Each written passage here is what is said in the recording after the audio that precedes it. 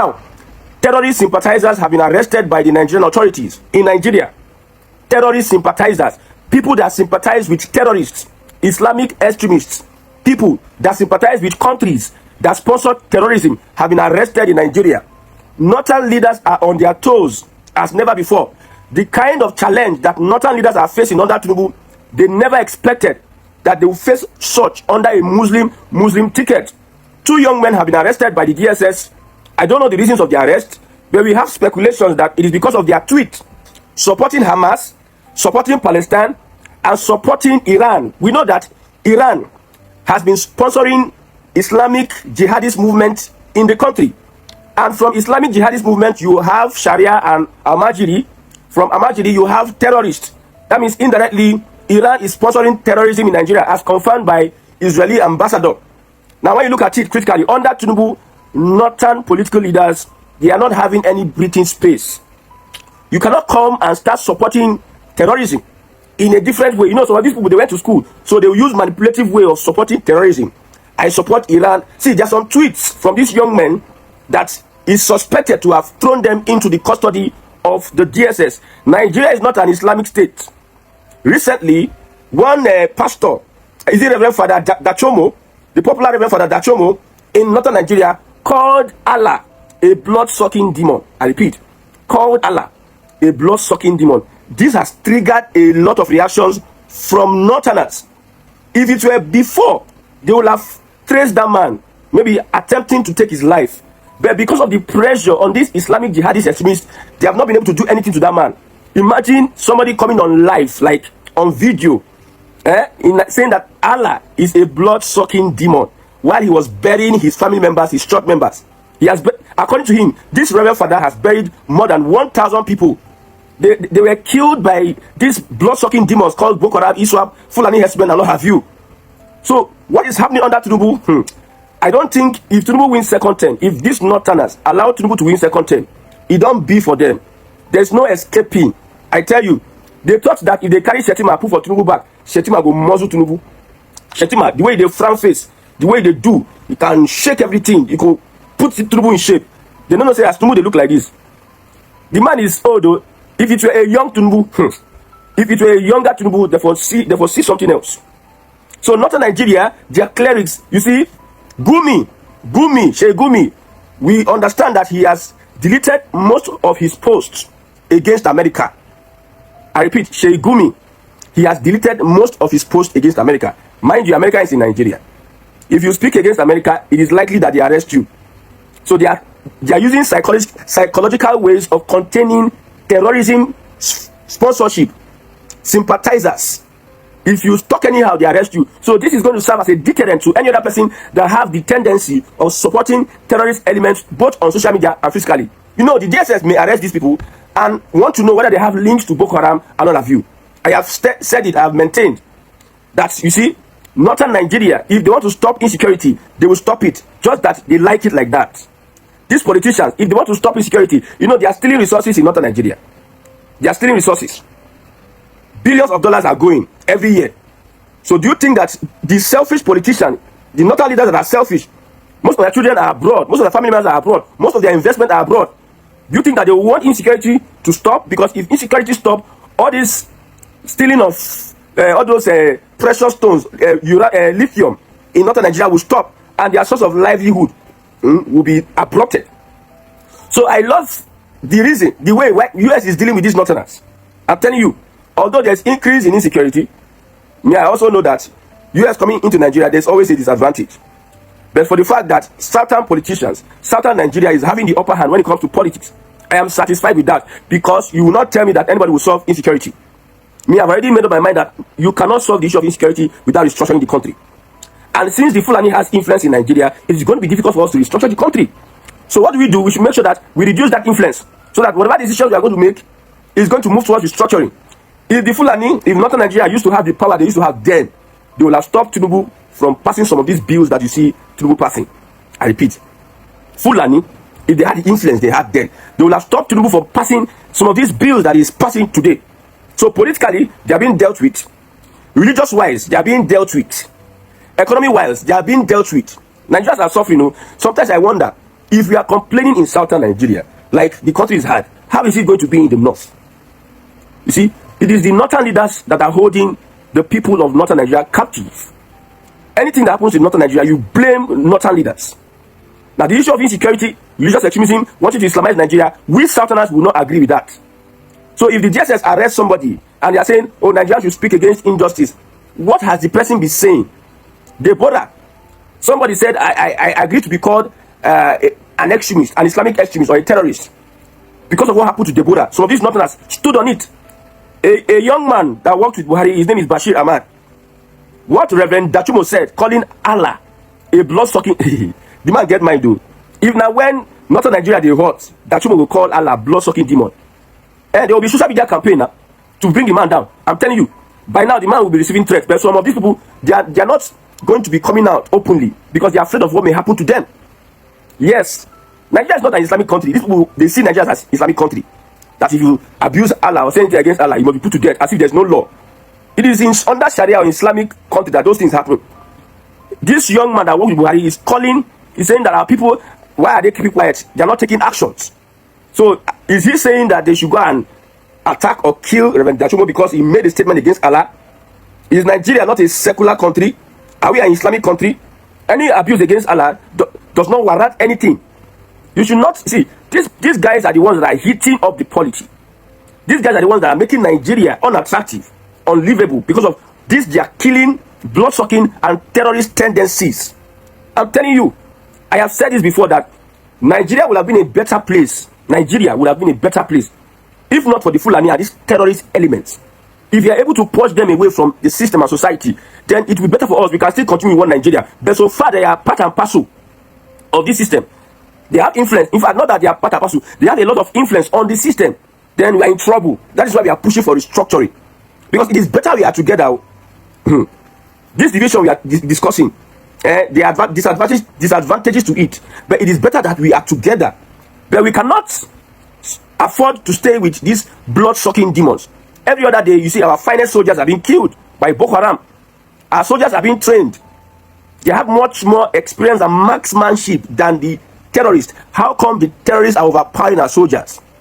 A particular young man came on TV the other day and said that some people, infiltrators in the Nigerian army, they are sabotaging, they are giving out the locations of their own people. The general will give out the location of his own soldiers to terrorists so that they can ambush them, sabotaging the efforts of the Nigerian army. Some people are in the Nigerian army sabotaging the efforts of the Nigerian army. And it can only be possible because of these northern elements. If these northern elements are not in our system, it is very hard. The Nigerian army is capable enough to bring down Boko Haram, but these guys are infiltrated. What should we do? It is restructuring. We cannot go on with Nigeria. As it stands, we cannot go on with Nigeria. Earlier this year, I predicted what is going to happen. People will get arrested. These are just two young men. More is coming. I don't know about that man from Bayelsa, Asai Dokubo. He made some statement against US and Israel. I'm not supporting US and Israel, but I'm telling you, if US have influence over the Nigerian government, that young man can be in soup. I repeat, if the United States has influence over the Nigerian government, that young man can be in soup. Now look at it. US is in Nigeria. These guys are weak. Only thing they can do is attack, kill. The people that are doing the jobs now are their full soldiers. You understand? They are full soldiers. But politically, they have been crushed. I know that most of them are wanting to join the APC to sabotage the APC from within. But it will be after Tinubu finish his own tenure. Even as it is now, I don't know how many tenure. I can't give you for a fact how many years Tinubu will spend as president. But I know that for sure he will complete 8 years. Hello? I don't know how many years Tinubu will spend as president.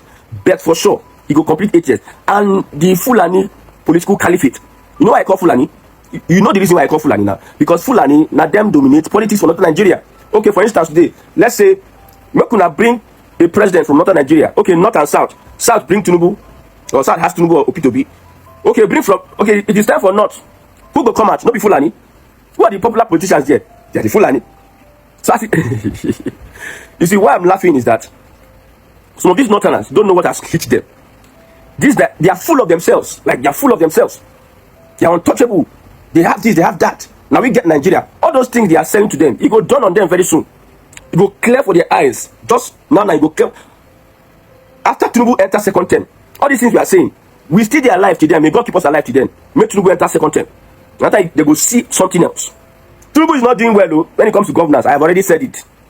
People that watch me, they are looking at me. What is this young man saying? Tinubu will try his best, but it is not given to him. I'm talking like a prophetic person now. Tinubu will try his best. Tinubu's work is to just do some restructuring. Whoever that is going to come after will move towards the main restructuring, which is resource control, originalism. We have been advocating that don't allow Fulani, because after Tinubu, the Fulani will take us back to where we are. I wrote in my book the other time, I said, restructuring to an Igbo man is Biafra. Restructuring to a Yoruba man is fiscal federalism or regionalism. Like Nigeria still benefit them. So let everybody have their own share. Let them be equally represented in Nigeria, because they are the top beneficiaries. Them and the Fulani, the Yorubas and the Fulani, they are the top beneficiaries in Nigeria as of today. Yes. Now the Middle Belt wants a state control of resources and regionalism. They will not want division of the country. It is only the Igbos that want division of the country. The Yorubas want, but it is not as strong as the Igbos want. I'm telling you how they see and view restructuring. The Yorubas want, but not the way Igbos want it. Average Igbo man, not all Igbos. Average, as the majority. If you conduct a referendum today, conduct a poll, Biafra or like federalism, most Igbos will choose Biafra. So when you come to the northern part of this country, they want Fulanization, Islamization, and northern dominance. That is restructuring to them. All these tax bill, local government autonomy, state police, most of them know bad one. Before APC got into power, APC was shouting restructuring. They were preaching restructuring. They were jumping restructuring before APC came into power. But when Buhari won the election, what did he do? They started telling us that, see, you people don't understand restructuring. Let us explain restructuring like this. My restructuring is not your restructuring. The way I see restructuring is not the way you see your restructuring. They are playing hanky-panky, going left and right. Fulani. So as it is, I like what Tinubu is doing. Tinubu not going to talk. They look them. You will not say anything. But you're going to do on slowly. Which northern politician can challenge Tinubu? I have said this many times. Which northern politician can stand up and say, I challenge President Bola Ahmed Tinubu politically? Because Tinubu has a lot of baggages when it comes to the economy. I don't know if I take time to criticize Tinubu now. He has a lot. So me, I've said it that I'm supporting Tinubu in restructuring. So any other thing, I don't see any Nigerian government, anybody that can fix it. If he prove me wrong tomorrow, I'm a human being. I am not Alpha and Omega. I don't know everything. No, some people they'll be yes. We said this guy is just daydreaming. Thank God, most of the things I've said have come to pass. So if the rest I say don't come to pass, my brother, I will not kill myself. But there's no northern politician can stand up popular. You know, when the federal government look at you, they look at popularity. How many people you can move? If federal government come to pick you, or federal government is interested in you, they look at, is he worth our arrest? Is he worth us giving him attention? What can he? What's you know, say person like Erufai, he commands you understand, former governor, APC, blah blah blah, all those people. It's not those mushroom imam that are in the mosque. All those ones, top northern politician, all of them, almost all the 19 states of northern Nigeria, except Bauchi, is APC. 19 states, not to go bow now. That one a clear thing. They don't argue. Not to go bow. They don't bow. I've said it earlier this year. I said it. You see that caliphate of the Sultan.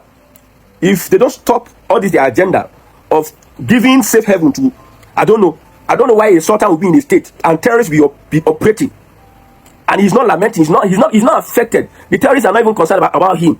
But they will leave those places. They'll go to Yoruba land and start killing Obas, killing kings in southern Nigeria. But in where the Sultan is, he's just comfortable. There's nothing. He's not. You know, when you're in a house and they say snake enter your house, you no go sleep. Oh, you'll be restless. Oh, even when the snake leaves, you be having nightmare. But the Sultan is relaxed. He's okay. US send missile into Sokoto, the seat of the caliphate, because the terrorists have a camp there. For US to send missile into Nigeria, do you know what it is? So the caliphate, if they don't stop all this their maneuver and cunning way of doing things, whatever comes to them, well, me, I'm not concerned. I've said it that we must be restructured. We are resolved in southern Nigeria to make sure that we restructure this country. We hold the reins of political power, then we use it to our benefit. I wish they can even divide north and south. then South will have a president, North will have a president. You will not see what we are talking about. The reforms that Southern Nigeria, although we have this difference between Igbo, Yoruba, and everything, that is a construct of Oyibo man to put you under perpetual bondage. They say divide and rule. The best way is to divide and rule. That's the divide and rule tactic. They have put enmity amongst us that we don't even see the light of the day. Human beings with eyes, nose, and mouth. Similar way of thinking, different culture. We are fighting ourselves in Southern Nigeria. I've said it. Restructuring is the goal. Blasphemy, Sharia, must be amended out of the constitution. They must excuse it out of the constitution. Blasphemy and Sharia. You know, some people, they are very funny. Very funny set of people. Well, as it is, good luck to those people that still want to. You know, it is in the blood of these northerners to support terrorism. They are used to it. Most of them went to Ilekeu, or those they are among this class session. They have been indoctrinated with hate, extremism, religious extremism. It is in their bloodstream. You know, the Bible says, train up a child in the way he should go. When he is old, he will not depart from it. So these guys have been trained from their childhood. So it is difficult for them to depart from it. It is part of their bloodstream, their system. You'll be shocked that somebody who is their professor is thinking the same way. People who went to school and are exposed. They are sympathizing with religious extremists. You are shocked. My brother, let's see what happens in the years to come. But let me tell you one thing is sacrosanct. The Fulani Caliphate will be given a deadly blow. The Fulani Caliphate will be reduced drastically. They will use Hausa people hold body. But for Nigeria, determining what happens in Nigeria, under Tinubu, it will be the last time. After Tinubu, in fact, this is not that I will say, how God, who brought this man, who made him president? They will never forget Tinubu in a while. Tinubu, if they hear Tinubu, most of their police, after the political damage that Tinubu will do to northern Nigeria, if they hear Tinubu in their next life, they will run away. You know, they don't believe that Southerners have the guts to do this and that. They believe that they can do this, they can do anyhow. They believe so. And because of that, they believe they have become so unreasonable. Well, whatever happens to those that have been arrested, they should go and answer. And maybe if you are being released, mind your statement. Even though you are supporting your terrorism, don't bring it out. Northern Nigeria before is not like Northern Nigeria now. May God help Nigerians. Over 100 Nigerian soldiers have been unalived in 1 week by Boko boys. Guys, is this even normal? Are we normal? Are we still normal in Nigeria? That 100 Nigerian soldiers have been tied in the space of 1 week by T group. There is no statement from the federal government of particular concern. There is no statement from the Nigerian president. There is no statement from the vice president. Our defense minister, nothing. Our Senate, they are not shouting at the top of their lungs. They are not disturbed that the first line of our defense are being unalived like chicken. These are Nigerian soldiers with little training. These are soldiers that have been trained even with their own hands. They know how, when, and why they will protect themselves, but still, they got unalived like chicken. These are soldiers that have been trained to use the best of the best equipment. Our first line of defense, guys. Nigerian soldiers are supposed to be treated like demigods in Nigeria, in my opinion, right? You see, all this power, all this respect that the Nigerian politicians are getting, all this money they are getting, these are supposed to be given to the Nigerian soldiers directly or indirectly through benefits. They are being unalived like chicken. Over 100 soldiers have been tied like that. And we are all acting like we are normal. We are all acting like everything is fine in Nigeria. Let me ask you, a civilian, what is your faith in Nigeria? If these Boko boys can gather themselves, go to a military base, 4 or 5 different military bases, set it ablaze, tie our soldiers, buy them like chicken. No uproar from the Senate. Nobody is calling on the president to be impeached. Rather, people are praising him. These are soldiers, when they were in their base, they could see these people coming to them. They called the Nigerian Air Force for emergency this thing. They called the Nigerian Air Force. No response from the Nigerian Air Force. This is enough for people to actually lose their job. This is enough for the Senate to say, you know what? Who is the person they called that did not respond, that they took the life of these our soldiers? That person will be sacked. In fact, the person will be jailed, court-martialed. Nothing is happening. We are all acting like it's normal. When the light is out in the night, what goes on in your mind as a Nigerian, as a civilian? What do you think about when you think about your elderly parents in the city, in the village, in the town?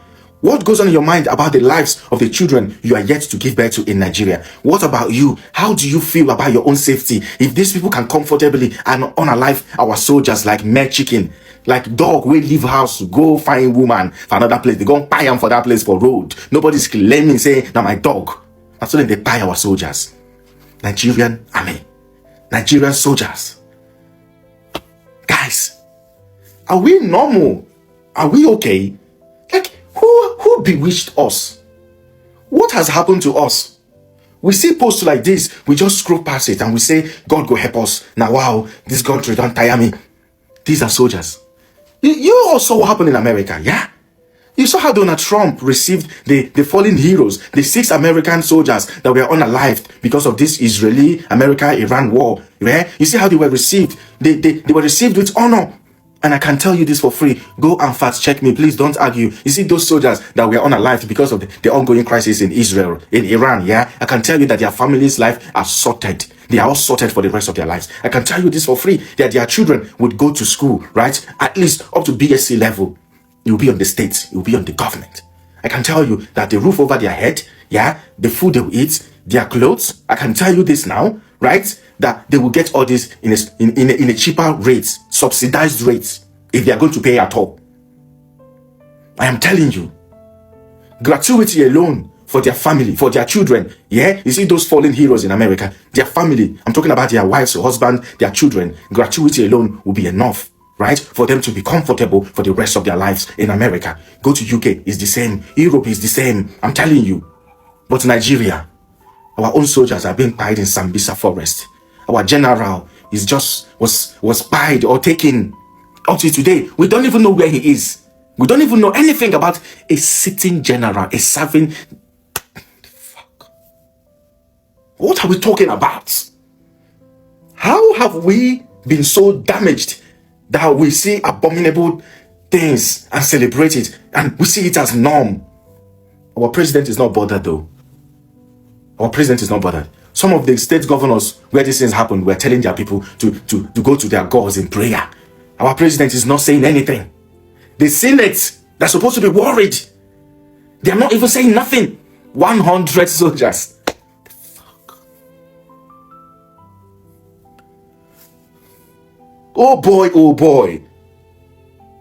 This current regime will be remembered in history. Mark my word. They will be remembered. And all of us, right? You, me, all of us, we will be remembered.